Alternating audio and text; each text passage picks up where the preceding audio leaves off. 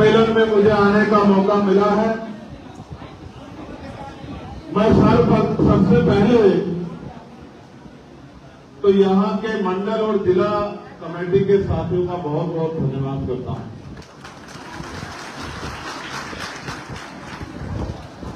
मैं भाई पटेल साहब,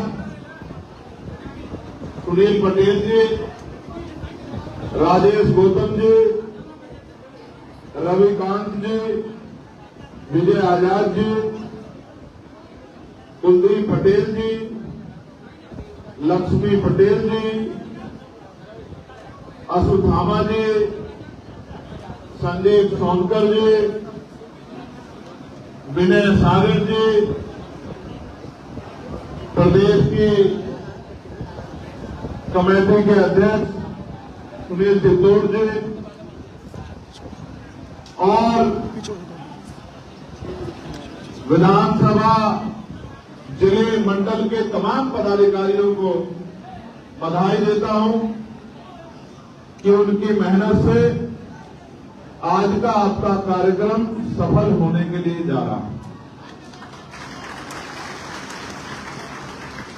मैं अपने युवा मोर्चा के साथियों का, मिशन 78 के साथियों का, अधिवक्ता सेल के साथियों का, किसान संगठन के साथियों का, भाईचारा कमेटी के साथियों का भी धन्यवाद देता हूं। ये बात सच है कि यहां गर्मी बहुत है, लेकिन ये भी करवा सकते हैं कि बाहर भी पैर रखने की जगह नहीं है। जब आप निकलोगे आप देख लोगे।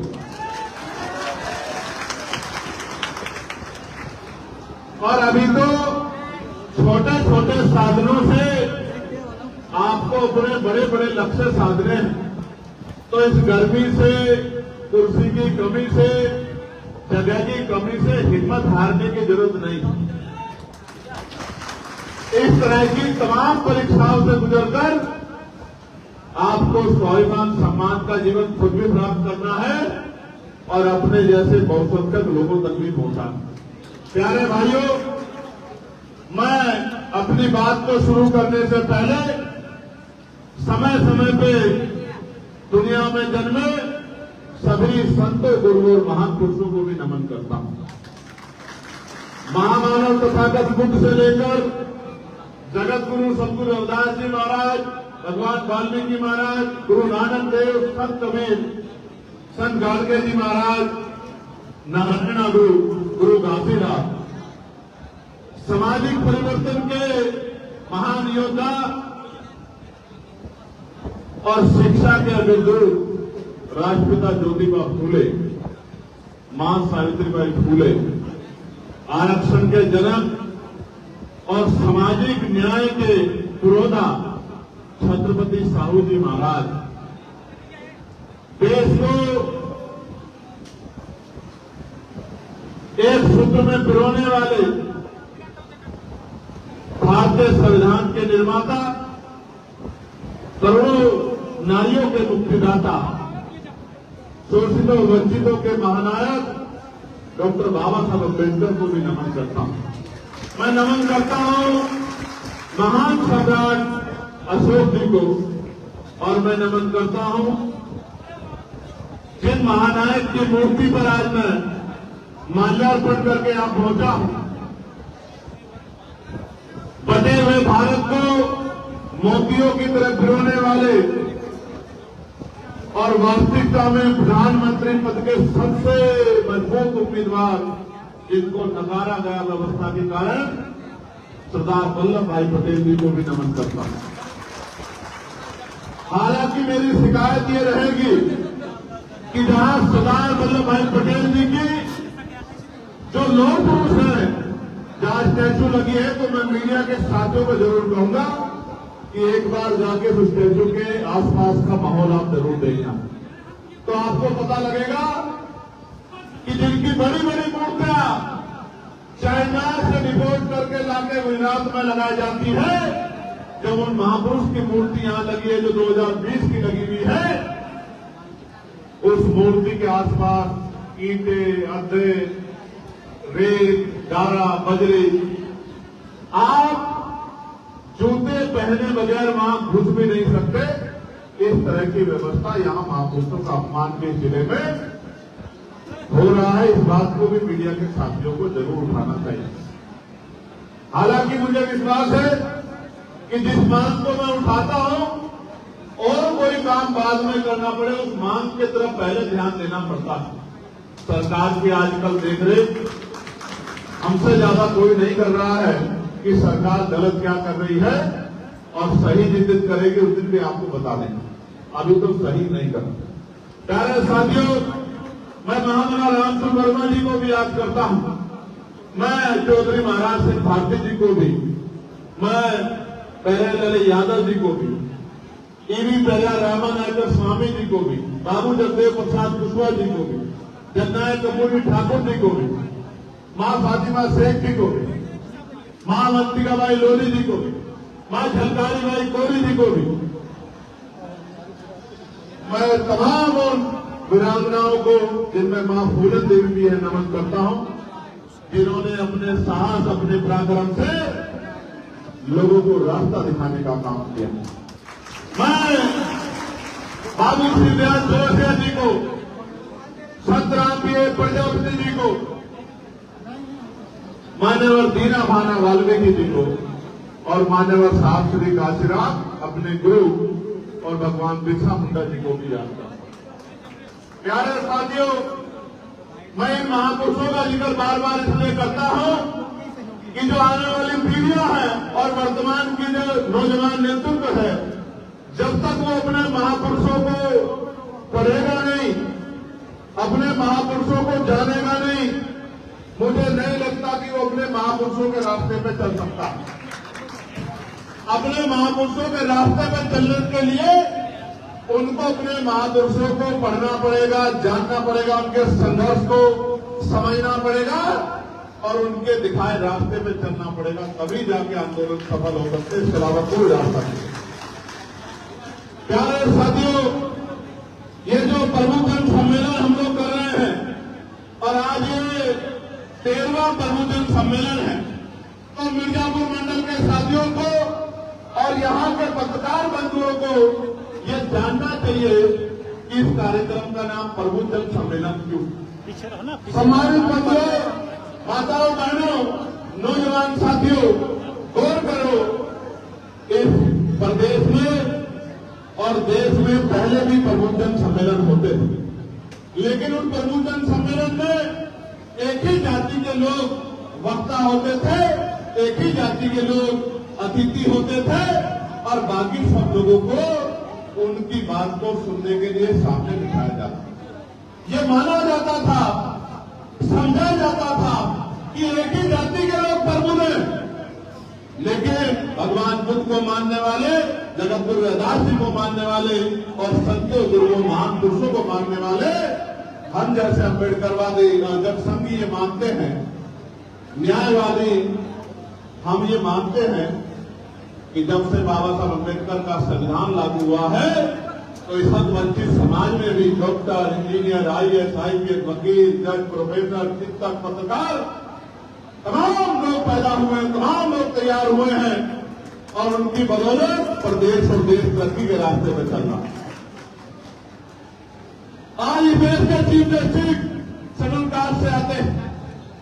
आज इस देश की राष्ट्रपति, महामहिम हमारी राष्ट्रपति द्रौपदी मुर्मू जी, वो आदिवासी समुदाय से आती है। आज इस देश के प्रधानमंत्री जो तीसरी बार जिनको सत्ता मिली है, वो खुद से कहते हैं कि मैं पिछले वर्ग से आता हूं।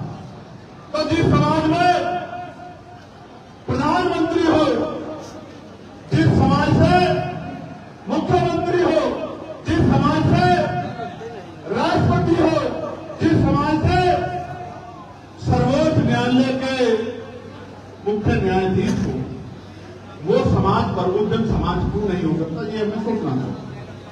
और जब मैं देखता हूं कि बाबा साहब अम्बेडकर ने कहा था, जिस समाज में 10 डॉक्टर, 10 इंजीनियर, 10 वकील तैयार हो जाएंगे, उस समाज के हक अधिकारों को छीन नहीं सकता है, उस समाज के हक अधिकारों को लूट नहीं सकता है। तो मैं मानता हूं कि हमारे लोगों में भी आज लाखों जन तैयार हो गए हैं। बस वो प्रबुद्ध लोग अपनी जिम्मेदारी को समझ लें। जिस तरह उन्होंने 1978 में अपनी जिम्मेदारी को समझ के गांव-गांव जाके लोगों को जागरूक करने का काम किया था। अगर वो प्रबुद्ध समाज, retired doctor, retired engineer, retired कर्मचारी, पुलिस के साथी, जुडिशरी के साथी, वकील साथी, प्रोफेसर साथी, जो रिटायरमेंट होने के बाद घर में बैठ गए हैं, तो एक सोचते हैं कि भाई अब हमें कुछ नहीं करना है। पूर्व प्रधान, वर्तमान प्रधान, जिला पंचायत सदस्य, पूर्व विधायक, पूर्व सांसद, जो जिनके कंधों पे जिम्मेदारी है कि समाज के हाशिए पे जो तबका है उसको साथ लेके चले, आज उन्हीं को जगाने के लिए प्रबुद्ध सम्मेलन किए जाते हैं। तो चलिए कहते हैं कि एक ही जाति के लोग प्रबुद्ध हैं, वो बाबा साहब अम्बेडकर के संविधान को नहीं मानते मेरे भाइयों, वो मनुस्मृति को मानने वाले लोग हैं। मनुस्मृति भी यही बात कहती है और ये दल भी यही बात कहते हैं। अगर कोई समानता की, न्याय की, भाईचारे की और एकता की बात करता है तो वो दल आजाद समाज पार्टी का श्रीराम है। जिसके मत पे आप यहां से यहां भागे देखोगे तो आपको शेड्यूल कास्ट के लोग भी मिलेंगे, शेड्यूल ट्राइब के लोग भी मिलेंगे, वर्ग के लोग भी मिलेंगे, मुस्लिम भाई भी मिलेंगे, सिख भाई भी मिलेंगे। और आपको जानकर खुशी होगी कि पिछले 5 साल में आजाद समाज पार्टी ने एक ऐसा आंदोलन उत्तर प्रदेश के अंदर खड़ा किया है कि लोकसभा में हम 2 सीटों पे लड़े थे, 2 सीटों पे। एक सीट जो पश्चिम में लड़ा आजाद समाज पार्टी का ये कार्यकर्ता, और दूसरी सीट जो हम डुमरिया में सिद्धार्थ नगर में नेपाल बॉर्डर पे आकर लड़े थे। क्योंकि मीडिया ये कहता है, मीडिया का काम है अपने मालिकों के नारे पे हमारे दल की बुराई करना, हमारे दल को छोटा दिखाना, उसका उपहास लाना। तो मीडिया कहता है कि आजाद समाज पार्टी पश्चिम का दल है, पश्चिम में इसकी जड़ें मजबूत हैं, इसलिए हम दूसरा चुनाव जब लड़े लोकसभा का, दूसरी सीट पर डुमरियागंज में जाके, तो एक सीट पे हमें 5 लाख से ज्यादा वोट मिले और आपका ये कार्यकर्ता लोकसभा पहुंचा। और दूसरी तरफ डुमरियागंज में 80,000 से ज्यादा मत लेके हमारी पार्टी का प्रत्याशी तीसरे नंबर पर पहुंचा और राष्ट्रीय पार्टी के लोग चौथे 5वें नंबर पर पहुंचे।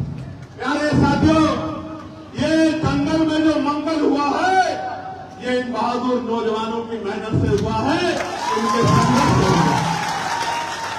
प्यारे भाइयों, मुझे बहुत सारी बातें कहनी है, लेकिन सबसे पहली बात आपके लिए जिम्मेदारी के तौर पे ये कह रहा हूं कि साथियों, जब इस आंदोलन की शुरुआत हुई थी, हर तीसरा आदमी कहता था कि चंद्रशेखर के साथ नौजवान लोग हैं, युवा लोग हैं।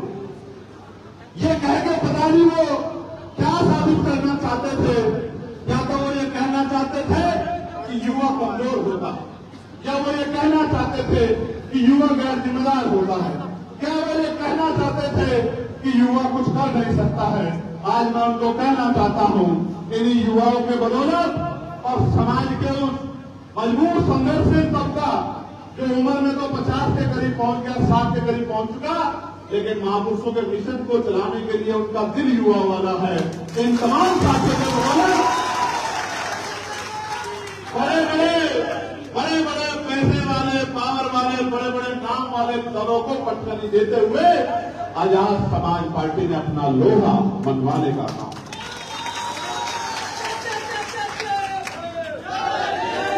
प्यारे भाइयों, मैं आज आपको जिम्मेदारी देने के लिए मिर्जापुर पहुंचा, लेकिन जो बात मैंने युवाओं से शुरू की है, मैं उसको और आगे बढ़ाता हूं।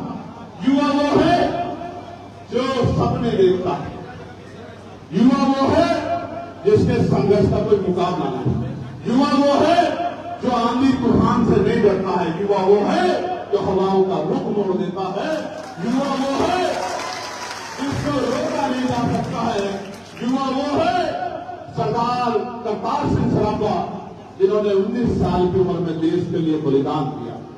युवा शहीद आजम भगत सिंह भी थे जो 23 साल के थे, हंसते हंसते फांसी के बंदे को चूम गए। युवा मीर अब्दुल हमीद भी थे और युवा शहीद शिरोमणि उधम सिंह भी थे, जिन्होंने जनरल लोणवार को जाके लंदन में गोलियों से छन्नी करने के लिए छन्नी करके अपने लोगों के स्वाभिमान सम्मान का बदला लेने का काम किया। युवा गैर जिम्मेदार नहीं होता साथियों, कभी गैर जिम्मेदार नहीं होता। भारत में तो 18 साल का युवा वोट देंगे। ये भारत एक ऐसा देश है प्यारे भाइयों बहनों, जहां 50% से ज्यादा आबादी युवाओं की है। युवा 50% से ज्यादा आबादी, यानी कि 50% युवा है जो वोट डालता है। प्रधानमंत्री चुनता है, मुख्यमंत्री चुनता है, विधायक चुनता है, सांसद चुनता है, गांव का प्रधान चुनता है, जिला पंचायत का अध्यक्ष चुनता है, जिला पंचायत सदस्य चुनता है, चेयरमैन चुनता है, मेयर चुनता है। ये युवा देश है और युवाओं की इस तरह की मजाक उड़ाने वालों को 24 में सबक सिखाया मेरे युवा भाइयों ने, और आने वाले 30 पंचायत चुनाव में भी सबक सिखाएंगे मेरे युवा भाइयों।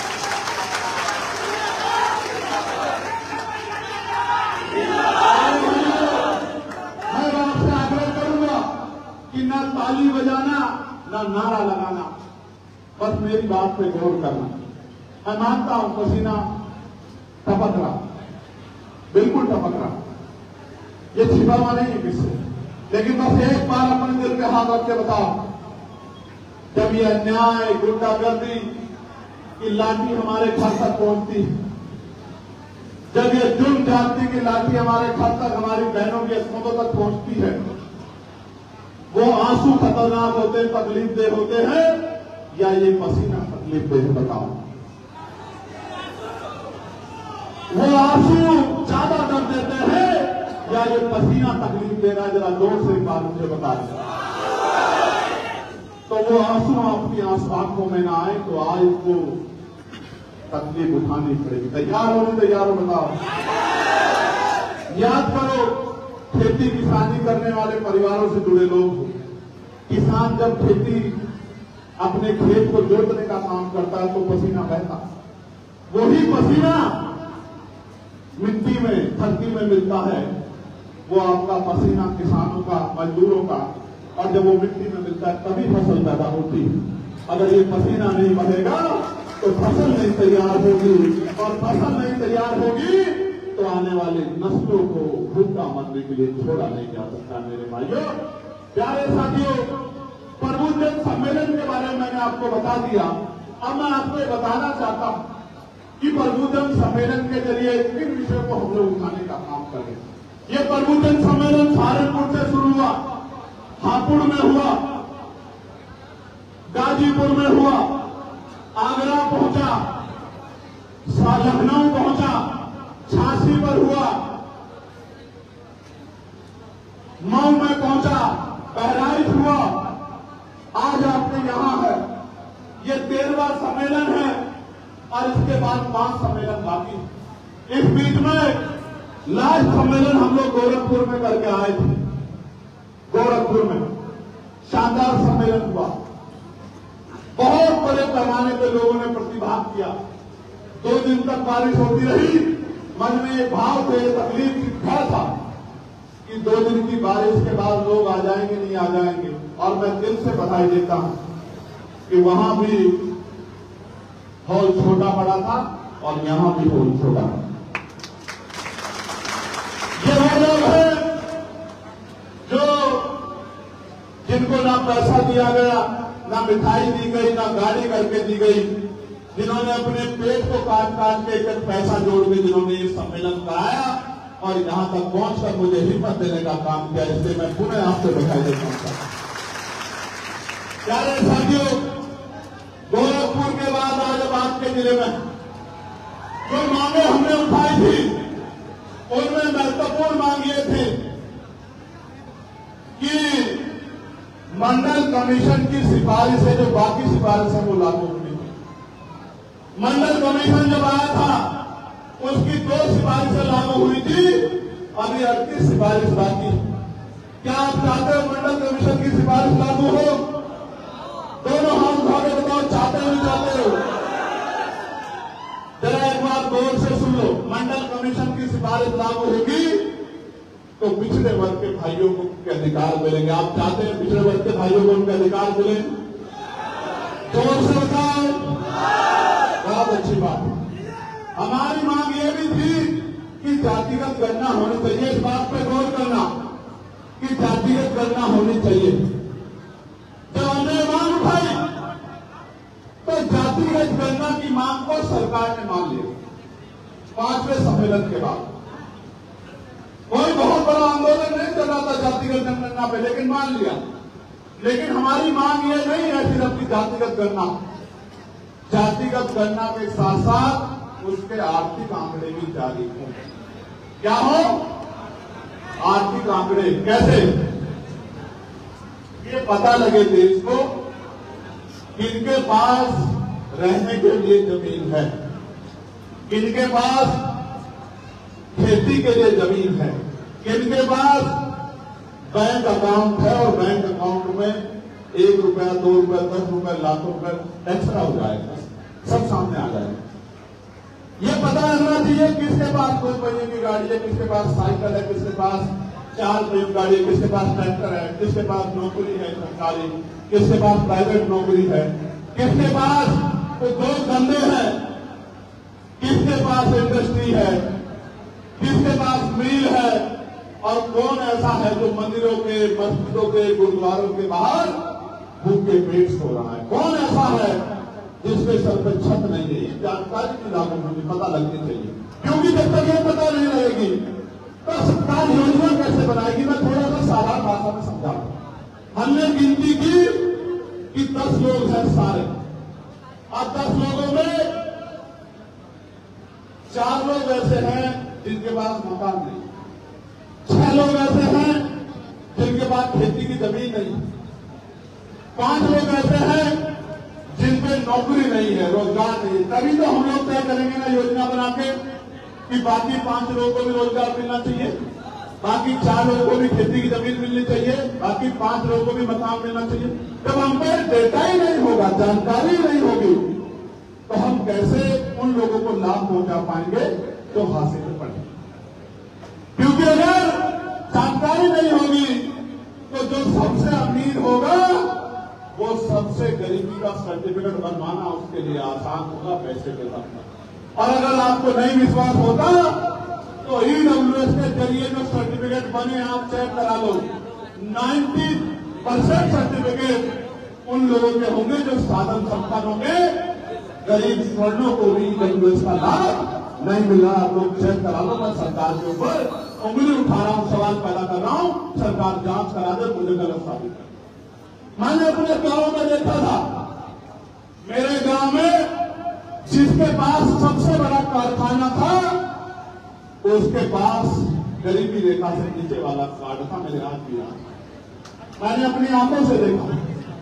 और जब हमने अपना प्रधान बनाया और वो कार्ड हमें देखने को मिला तो मैंने कहा सबसे पहले इसी का कार्ड काटो और किसी गरीब को तो जो गरीब इसका हकदार बैठता है इसके पास तो बहुत बड़ा कारखाना है, इसके यहाँ तो 50 नौकर लगे हैं। यदि अगर गरीबी रेखा से नीचे है तो जिसके सर पर छप्पर नहीं, तरपाल भी नहीं है, जो खुले में सो रहा है, उसके बारे में सरकार को सोचे। प्यारे भाइयों, तो हमारी मांग है जातिगत गणना हो तो आर्थिक आंकड़ों के साथ हो। उसके साथ साथ माने पार्लियामेंट में आपने सुना होगा एक बिल में प्राइवेट नंबर भी लेके आया था। इस देश में 2% सरकारी नौकरियां हैं। कितने %? 98% प्राइवेट सेक्टर। हमारी ये मांग थी कि प्राइवेट सेक्टर में भी SC, ST, OBC के लोगों को आरक्षण का लाभ मिलना चाहिए। इसलिए मैं पार्लियामेंट में ये प्राइवेट नंबर भी लेके आया कि जिस तरह से निजीकरण बढ़ रहा है, कल आने वाले समय में सरकारी नौकरी खत्म हो जाएगी तो निजी क्षेत्रों में भी SC, ST के, OBC के लोगों को आरक्षण का लाभ मिलना चाहिए, क्योंकि अभी सामाजिक गैरबराबरी दूर नहीं हुई। ये हमारी मांग है प्रबुद्ध सम्मेलन के जरिए कि भारत की लोकतांत्रिक व्यवस्था में जनता के पास वोट है, वोट से सरकारें बनती है। और इस देश की इकोनॉमी टैक्स बेस्ड इकोनॉमी है और टैक्स बेस्ड इकोनॉमी में आप ही टैक्स देते हैं। जो टैक्स देते हैं उनके हितों की रक्षा करने की जिम्मेदारी सरकार की है। इसलिए प्राइवेट सेक्टर में भी आरक्षण की व्यवस्था SC ST OBC के बच्चों को होनी चाहिए। बता होनी चाहिए, नहीं होनी चाहिए? इसका मैं उदाहरण आपको बताता। अभी मैं पढ़ रहा था तो मुझे पता लगा कि जो प्राइवेट यूनिवर्सिटियां बड़ी बड़ी महंगी यूनिवर्सिटियां, उसमें जो परसेंटेज है पढ़ने वाले बच्चों का, OBC के 11% बच्चे उन यूनिवर्सिटी में पढ़ते हैं। कितने परसेंट? जोर से बताओ, जोर से बताओ, और जोर से बताओ। और SC ST के तो 1% भी बच्चे उन यूनिवर्सिटियों में नहीं पढ़ते। क्यों नहीं पढ़ते आप समझो? इसलिए नहीं पढ़ते क्योंकि उनकी फीस बहुत महंगी है और यहां तो रोटी खाने के भी लाले गरीबों के ऊपर पड़े। आप समझो लगभग 13% SC ST OBC के बच्चे प्राइवेट यूनिवर्सिटियों में पढ़ते हैं और लगभग 87% सामान्य जाति के बच्चे प्राइवेट यूनिवर्सिटियों में पढ़ते हैं। प्राइवेट यूनिवर्सिटियों में पढ़ते हैं, वहीं से प्लेसमेंट मिलता है, प्राइवेट कंपनियों में जॉब पे चले जाते हैं और SC ST OBC के बच्चे सरकारी स्कूलों में खाप छानते रहते हैं। इसलिए मैं कह रहा हूं कि जब तक प्राइवेट सेक्टर में आरक्षण लागू नहीं होगा तो आपके मेहनती बच्चों को भी अवसर इन संस्थानों में नहीं। प्यारे साथियों, जिस तरह से SC ST OBC का अत्याचार हो रहा है, उसके लिए, उसको रोकने के लिए जो सरकार अन्याय अत्याचार को बढ़ावा दे रही है उसको हटाना जरूरी है। मैं उदाहरण देता हूं, किसी जिले का नहीं, आप ही के जिले का देता हूं। प्रदीप पटेल के साथ क्या हुआ? क्या हुआ प्रदीप पटेल के साथ? क्या हुआ? मछली पकड़ने गया,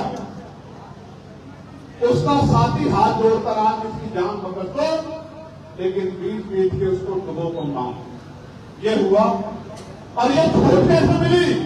इतना दम कहां से, इतनी शक्ति कहां से आई कि सामंती इस तरह की घटना को अंजाम दे दे, अपने गुर्दों को कहने कि पीट के मार देना, डुबो देना, कोई कुछ नहीं कर सकता तुम्हारा।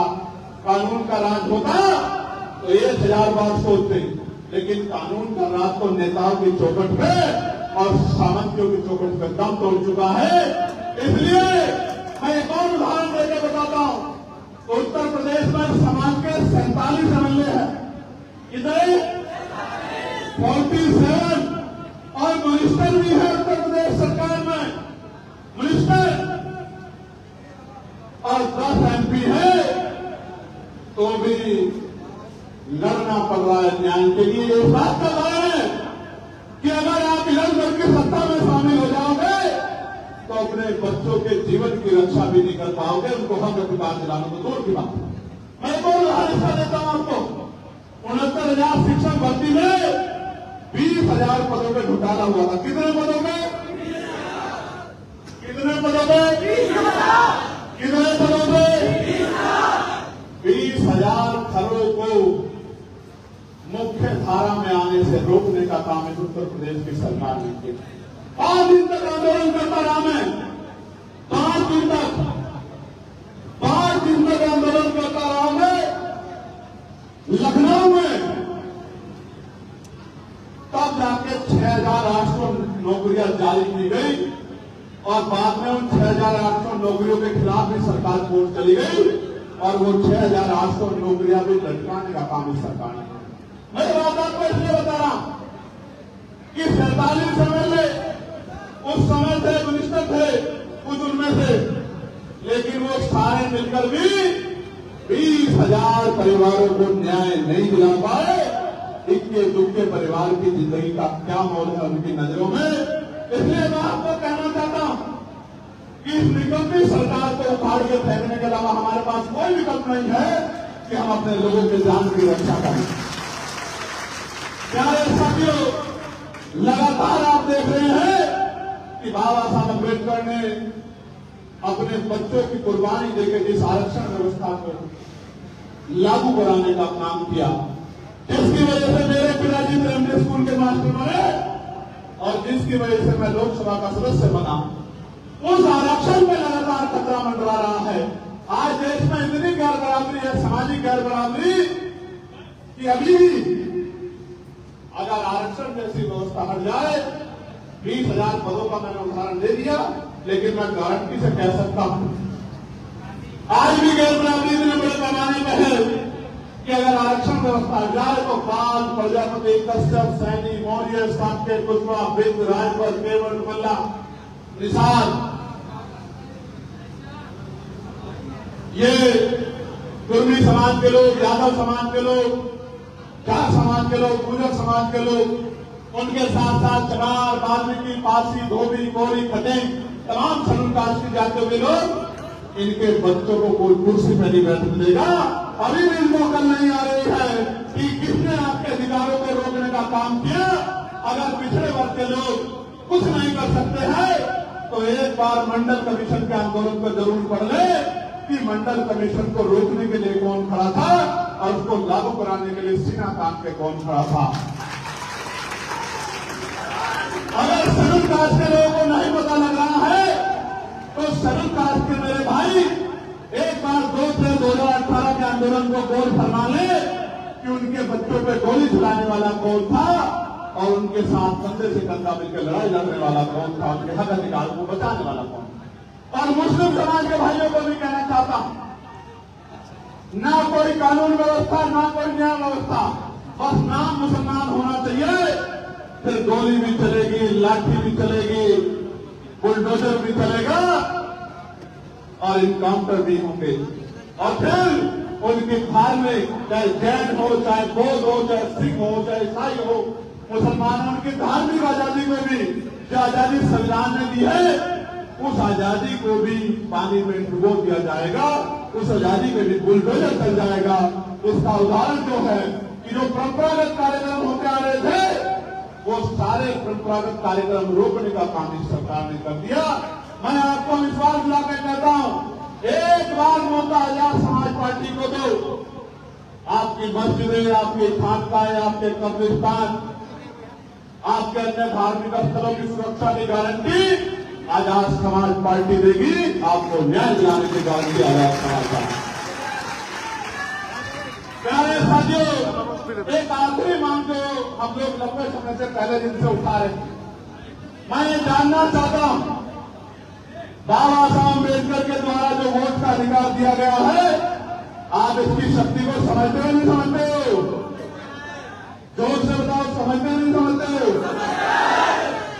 तो ये बताओ, जो लोग चाहते हैं कि ईवीएम से चुनाव हो वो हाथ खड़ा कर लो। जो चाहते हैं ईवीएम से चुनाव हो, गौर से सुन लो, कान खोलकर सुन लो। ऐसा ना हो आप गलत दिशा में हाथ उठा दो। जो लोग चाहते हैं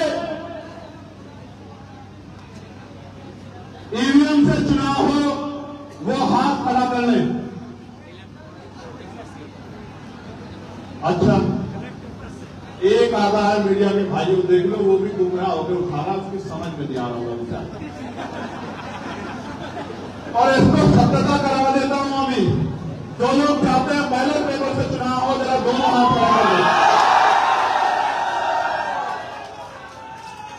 नीचे कर लो हाथ, बैठ जाओ अपनी जगहों पे, नीचे हाथ करके। ये कह रहा था मैं आपसे कि आजाद समाज पार्टी, भाई ये बच्चे बैठो साल, अगर एक भी खड़ा दिखा मुझे ना तो फिर देख लेना अगले दिन 10 सेकंड के अंदर। नीचे बैठो, जमीन पे बैठो, तुम लोग सब सोच रावत किए थे, सब नीचे बैठो। इसको विवेक को पालो क्या होने,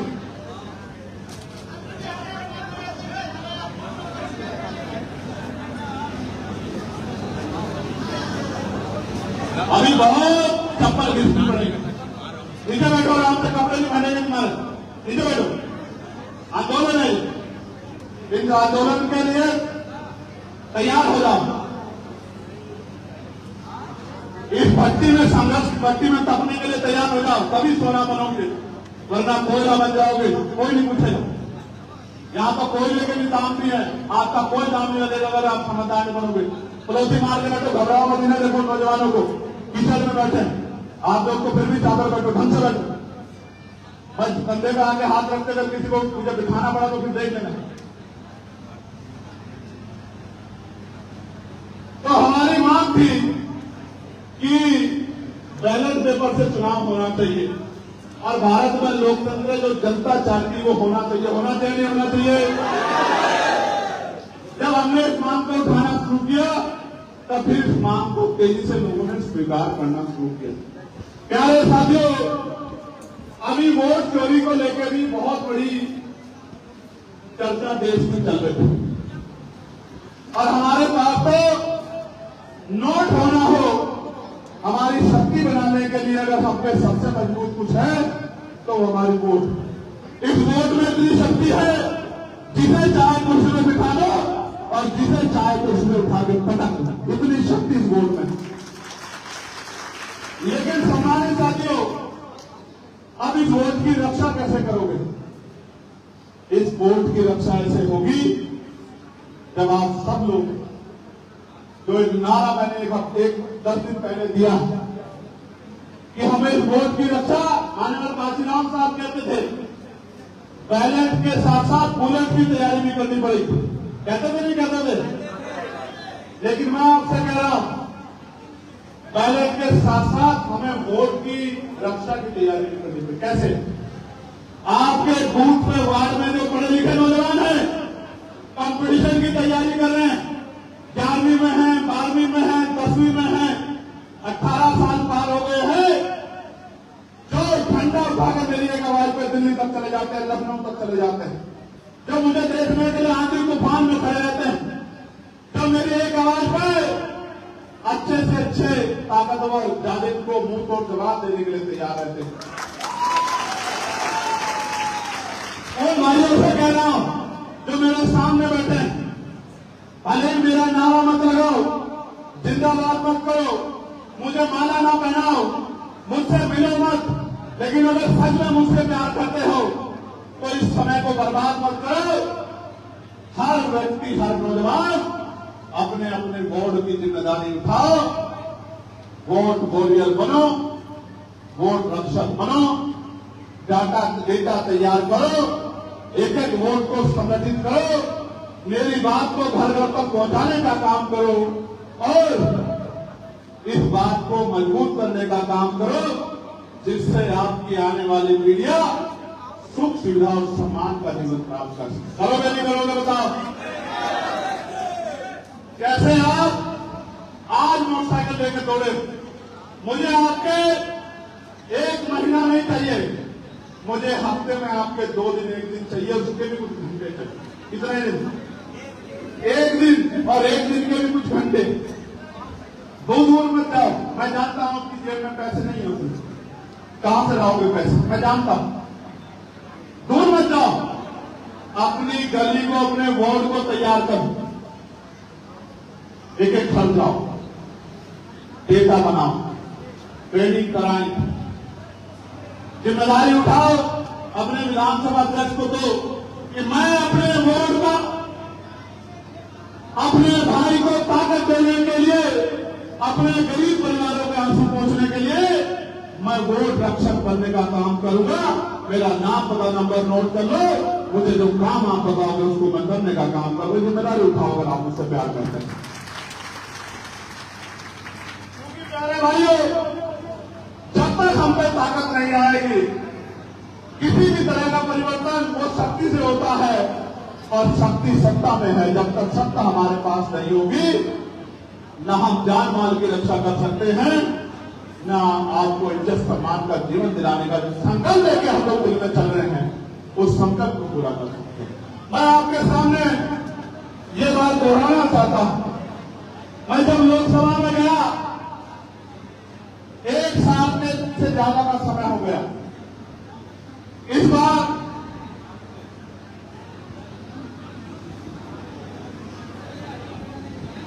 हम विपक्ष के साथी ऐसा यहां पे चर्चा के लिए नारेबाजी करते रहे, सदन नहीं चला।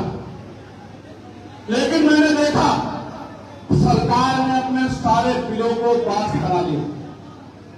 यानी कि अगर आप सत्ता में हैं तो फिर आपको अपनी पॉलिसी बनाने से कोई नहीं रोक। ठीक है, इसलिए मैं आपसे कह रहा हूं, इसलिए मैं आपसे बार बार कह रहा हूं कि कुछ देर और तकलीफ सहनी पड़ेगी, हिम्मत दिखाओ। इसलिए मैं आपसे बार बार कह रहा हूं कि दौड़ने से काम नहीं चलेगा, सिर्फ कुछ काम करके भी दिखाना पड़ेगा। मैं अकेला चला गया और आपकी बात को उठाने का काम कर रहा हूं, ये एक बात है। लेकिन मैं अकेला बना रहूं, वहां हमारी संख्या ना बढ़े, ये दूसरी बात है। मैं अकेला बना रहूं, ये एक बात है, और मेरे जैसे और 10, 20, 50 लोग वहां पहुंचे, ये संकल्प हमारे मन में है कि 10, 20 और 50 ऐसे विचार कराएंगे लोग वहां पहुंचना चाहिए। फिर आप देखना, जब अकेला चंद्रशेखर एक सेशन में, मैं आपको पढ़ के सुनाऊंगा, इतने मुद्दों को उठा सकता है, आपके 20-50 सांसद होंगे, 80 सांसद है उत्तर प्रदेश में, तो आप देखना सरकार किसी की भी हो, झंडा झंडा बात आपकी भी आगे बढ़ेगी। मेरी बात का मैं आपको उदाहरण बताता हूं, इस सत्र में जब लोकसभा की नहीं चली, हमने किन किन विषयों को उठाने का काम किया। ऑपरेशन सिंदूर पे बहस हुई, हमने para military force, CRPF, CISF, BSF, ITBP, SSB, RRF, तमाम भाइयों के वेतन, क्योंकि उनकी वजह से हम लोग सुरक्षित रहते हैं, उनके वेतन पर जो टैक्स लगा हुआ है, उनके इनकम पे जो टैक्स लगी हुई है, हमने उस टैक्स को खत्म करने की मांग उठाई, जो पार्लियामेंट में किसी भी सांसद ने आज तक नहीं उठाई। ये सीआई और सीआरपीएफ के जवान हमारी रक्षा करते हैं, ये पुलिस के जवान हमारी रक्षा करते हैं, इनकी वजह से हम सुरक्षित रहते हैं। इनके वेतन में भी टैक्स होता है, वो टैक्स जब नेताओं के वेतन पे नहीं है तो इनके वेतन पे भी नहीं होना चाहिए, जो हमारे लिए है, जिसकी वजह से ये सरकार उत्तर प्रदेश की स्कूलों को बंद करने के नाम पर बंद कर रही थी। पार्लियामेंटों के बाहर तख्ती लेके घंटों घंटे खड़े होकर मीडिया के जरिए हमने उस गलत पॉलिसी को रोकने का विरोध किया, और जब पार्लियामेंट चली तो सवाल पूछकर, पत्र लिखकर सरकार को जगाने का काम किया, उनकी गलती का एहसास कराने का काम उनको किया, और उसका फायदा यह हुआ कि अंततः सरकार को वो स्कूल बंद करने का आदेश वापस लेना पड़ा। और आप जानो, सरकारी स्कूलों में किसके बच्चे पढ़ते हैं? किसके बच्चे पढ़ते हैं? अमीरों के तो प्राइवेट स्कूल में पढ़ते हैं 87%, तो सरकारी स्कूलों में किसके पढ़ते हैं? तो ये स्कूल बंद होंगे तो किसका रास्ता बंद होगा? किसके भविष्य में ताला लगेगा? इसलिए लड़ाई लड़ने का काम किया। एक दवा एक दाम की पॉलिसी बने, इस बात को उठाने का काम किया कि एक ही दवा है, एक कंपनी उसको 10 रुपए में देती है, दूसरी कंपनी 50 में देती है, तीसरी कंपनी 100 में देती है, कोई बड़ी बड़ी कंपनी 500 में देती है। क्यों देती मैं बताता हूं। मैं भी आ रहा था आपके यहां, मैंने बड़े बड़े एडवर्टाइजमेंट के बोर्ड देखे, फलाना सीमेंट, टिमका सीमेंट, जितनी लागत है उससे ज्यादा का एडवर्टाइजमेंट होता है, और ये एडवर्टाइजमेंट का पैसा भी आपकी खून की कमाई से वसूला जाता है।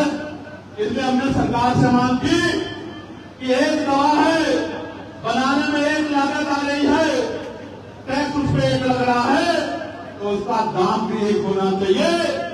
इसके लिए हमने आंदोलन करने का काम किया। बहन मनीषा तो जो हरियाणा की हमारी बहन थी, आप लोगों ने देखा होगा 9 दिन तक उसकी बॉडी लेकर उसके परिवार के लोग बैठे रहे। उस बहन की आवाज को हमने पार्लियामेंट में उठाने का काम किया, और सरकार को सीबीआई जांच की घोषणा कर दी गई। प्यारे भाइयों, झालावाड़ में स्कूल गिर गया था, स्कूल की छत, 7 मासूम बच्चों की जान चली गई थी। वो झालावाड़ के स्कूल के ऊपर जांच हो और उन बच्चों के परिवारों को मुआवजा मिले और स्कूलों की स्थिति बदली जाए, इसके लिए हमने आंदोलन करने का काम किया। एसएससी के अभ्यर्थियों को, जो एसएससी के बच्चे हैं, उन अभ्यर्थियों को उनकी परीक्षा में जो घोटाला हो रहा है, कभी सेंटर दूर लगा देते हैं, कभी पेपर लीक हो जाता है, कभी कंप्यूटर डिस्टर्ब हो जाते हैं। वो बच्चे आंदोलन कर रहे थे, उनकी मांग को, एसएससी के बच्चों की मांग को भी उठाने का काम किया, सरकार से जवाब मांगने का काम किया। प्यारे भाइयों, अधिवक्ता भाइयों के लिए, मैं खुद अधिवक्ता हूं, हमारी बहन अधिवक्ता साथ पीछे बैठी है, एडवोकेट प्रोटेक्शन एक्ट लागू हो, इसकी मांग को भी जोर शोर से उठाने का काम किया और कानून मंत्री को पत्र लिख के कहा कि इसको लागू करना चाहिए, एडवोकेटों की मांग को मानना चाहिए, क्योंकि एडवोकेट न्याय दिलाने का काम करते हैं, न्याय की मजबूत आवाज होते हैं, उनको संरक्षण और सुधार मिलनी चाहिए। पुरानी पेंशन को, ओपीएस को लागू कराने के लिए आंदोलन करने का काम किया इसी सत्र में कि पुरानी पेंशन हमारे पूर्व कर्मचारियों का अधिकार है और जो वर्तमान में सेवा कर रहे हैं उनका भी अधिकार है। समान काम, समान वेतन और समान सम्मान लागू हो, इस कार्य को भी सरकार द्वारा पॉलिसी बनाई जाए। आप महसूस करना, मैं सरकारी कर्मचारियों का सबसे बड़ा हितैषी, लेकिन आप महसूस करो, एक ऑफिस में अगर 50 कर्मचारी हैं तो 25 सरकारी होंगे और 25 और सरकारी सुविधा ठेकेदारी का होंगे। वो भी 8 घंटे काम करते हैं, ये भी 8 घंटे काम करते हैं। इनको एक महीने में 50,000 रुपए की सैलरी मिलती है, वहीं दूसरे को 6,000, 8,000, 9,000, 11,000 रुपए मिलते हैं। सम्मानित जीवन भी नहीं मिल सकता। आप देखो, उदाहरण बताता हूं, आशा बहने, आंगनबाड़ी बहने, भोजन माताएं, पंचायत सहायक, ग्राम रोजगार सेवक, पीआरडी के जवान, होमगार्ड भाई, कंप्यूटर ऑपरेटर, रेलवे में कितने सुविधा पे कर्मचारी, तमाम जो है दफ्तरों में बहुत क्लास के जो कर्मचारी हैं, सुविधा के सफाई कर्मचारी, सबको वेतन समान मिलना चाहिए, इसकी मांग भाई। नगीना उत्तर प्रदेश में और पूरे उत्तर प्रदेश में बाढ़ से जो किसानों को नुकसान हुआ, उनके जान माल की रक्षा की आवाज उठाई। पीएससी के भाइयों के लिए उनके प्रमोशन में देरी हो रही थी, सामान्यतः प्रमोशन प्रक्रिया से नहीं हो रहा था, उनका प्रमोशन हो रहा, ये आवाज उठाई। और उत्तर प्रदेश में एससी, एसटी, ओबीसी के भाइयों को विदेश पढ़ने के लिए 1,000 भाइयों को स्कॉलरशिप मिले पूरे प्रदेश से हर साल, इसकी मांग भी उठाई। मगर मैं आपसे कुछ बताना चाहता हूं, ये मांगे हमने इसलिए उठाई क्योंकि हम सत्ता में नहीं, लेकिन आने वाले कल में अगर आपने अवसर दे दिया तो 3-4 जरूरी काम करेंगे इन मंगों के साथ साथ।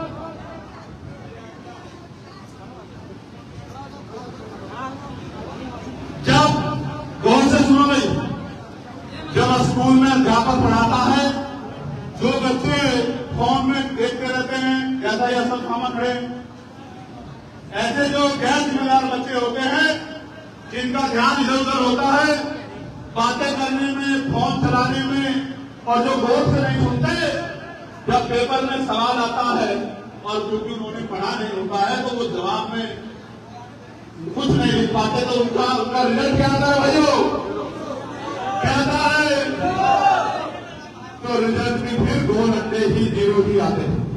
इसलिए मेरी बात को ध्यान से सुनो, जब आप पसीना बहा रहे हो और आपने संघर्ष करके मुझे अवसर दिया है, इस अवसर को एक अवसर के बाद एक अवसर के अंदर मत छोड़ो, इसको विस्तार कर लो और इस अवसर को इतना मजबूत कर लो कि इस बार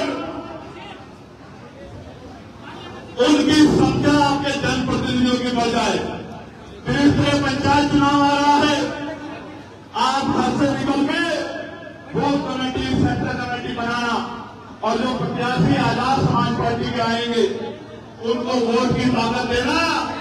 फिर आप देखना आजाद समाज पार्टी दिन दुगनी रात चौगनी कितनी तरक्की करती है और 2027 में आपकी कितनी मजबूत आवाज बनती है। आप मेरी बात से आगे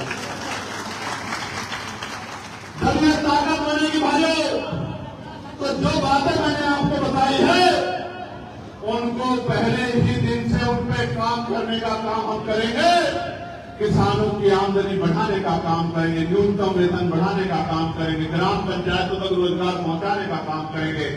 महिलाओं के ऊपर जो कर्ज है विभिन्न समूह के द्वारा जो लाद दिया गया है उस कर्ज माफी के काम को भी हम करने का काम करेंगे। बिजली के दाम कम करेंगे, पेट्रोल डीजल के दाम से हटा के उसके दाम हम लोग कम करेंगे, जनता के लिए सुलभ बनाएंगे और सबसे महत्वपूर्ण 3-4 काम जो करने हैं उनको सुन लो।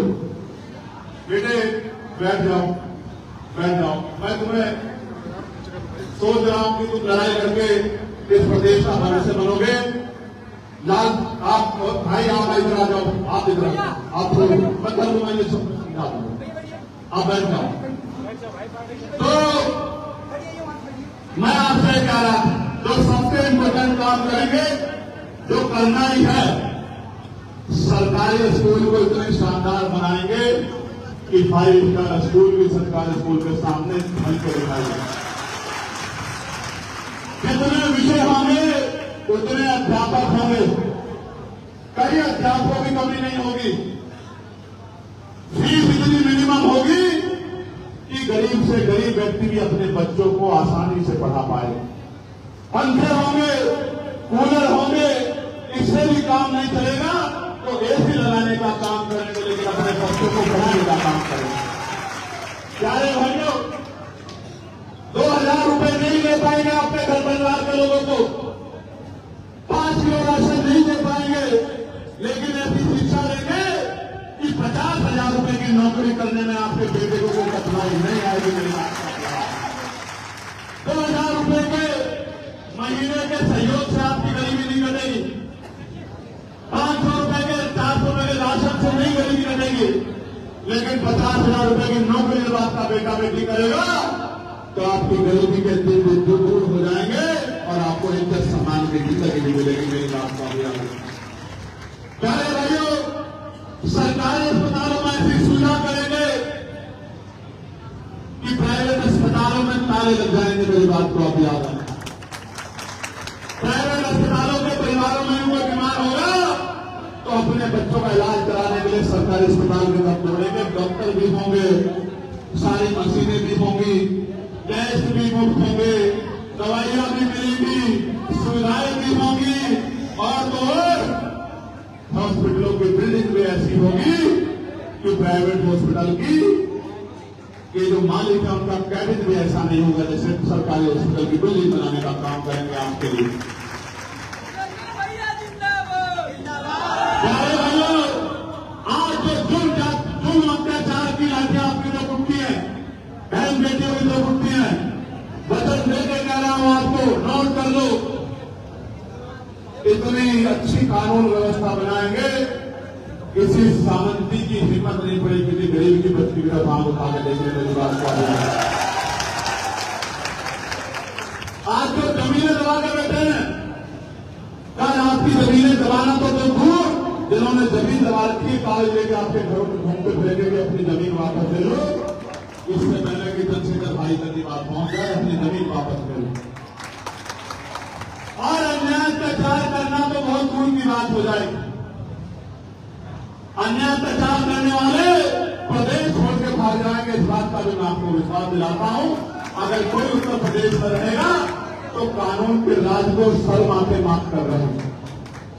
प्यारे भाइयों, महिलाओं को रोजगार घर पे पहुंचाने का काम करें, पढ़े लिखे नौजवानों को रोजगार से जोड़ने का काम करें, पुरानी पेंशन को 500-700 रुपए से बढ़ा के कम 2100 वृद्धा पेंशन को 2100 रुपए वृद्धा पेंशन करने का काम करें। आशा आंगनबाड़ी बहनों को, भोजन माताओं को, रोजगार, ग्राम रोजगार सेवकों को, पंचायत सहायकों को कम से कम 21,000 रुपए का वेतन दिलाने का काम करेंगे। साथ का भी मैं आपको विश्वास दिलाऊंगा। जितने संविधान ठेकेदारी के कर्मचारियों को पक्का करने का काम करेंगे और सरकारी मुलाजिमों के बराबर तनख्वाह देने का काम करेंगे। साथ का भी आपको विश्वास दिलाऊंगा। लेकिन ये तभी होगा कि नगीना की तरह आप भी अपने मन में संकल्प कर लो कि हमें आजाद समाज पार्टी अपनी पार्टी को ताकत देनी है। अगर मेरे अकेले से मत पड़ता, क्योंकि लोकतंत्र बहुमत का नाम है, तो मैं अकेला इस काम को कर देता हूं। अभी तो मैं अकेला लड़ रहा हूं। क्या इस बार आने वाले 30वें पंचायत चुनाव में अपने दल को मजबूत करोगे नहीं करोगे बताओ? सारे हाथ नहीं उठ रहे हैं, दोबारा से उठाओ, एक बार सबको देखूंगा।